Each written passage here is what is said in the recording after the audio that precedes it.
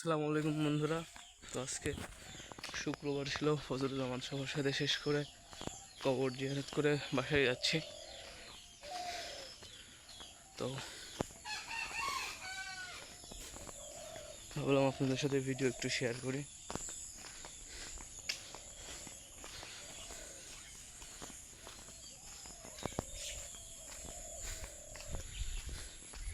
So রাস্তাতে অনেক গাছগাছালি আছে, আর হচ্ছে এই যে এখানে একটা গাছ মরে গেছে আর কি। এইখানে আমি একটু এদিকে যাচ্ছি, দেখতে পারতেছেন গাছ থেকে মরে গেছে গাছটা। যাই হোক, আমি একটু এখানে দাঁড়াবো, কারণ হচ্ছে এইখানে অনেক ঠান্ডা। সকালটা ফজরের পরে সবাই হাঁটা চলা করবেন, কারণ ফজরের পরে একটা বরকতময় সময় আর কি। নামাজ শেষ করে সবাই আর কি করবেন, একটু হাঁটবেন।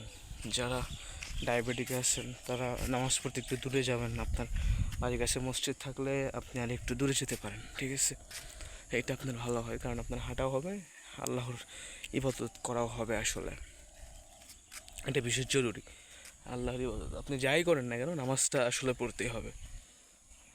নামাজটা আসলে আপনাকে মাস্ট বি, অর্থাৎ আপনার যখন নিয়মিত খাদ্য খাবার গ্রহণ করেন সেরকম আর কি নামাজটা আপনাকে করতেই হবে।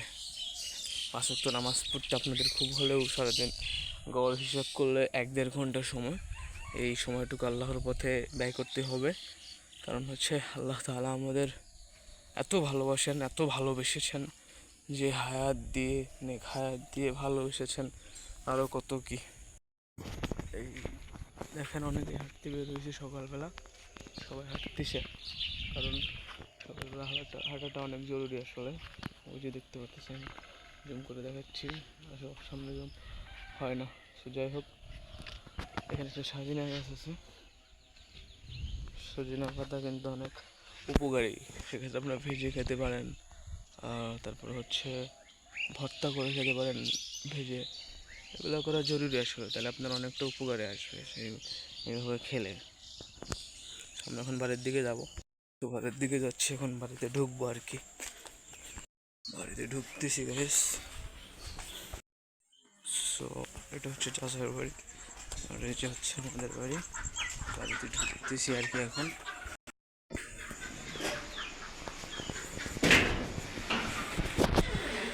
সো ঘরের ভেতরে সব গরম, আমার সাথে চা খেতে হয়ে থাকে মনে হচ্ছে এখনো। আজকে গাইস গরম ছিল খুব, প্রচুর।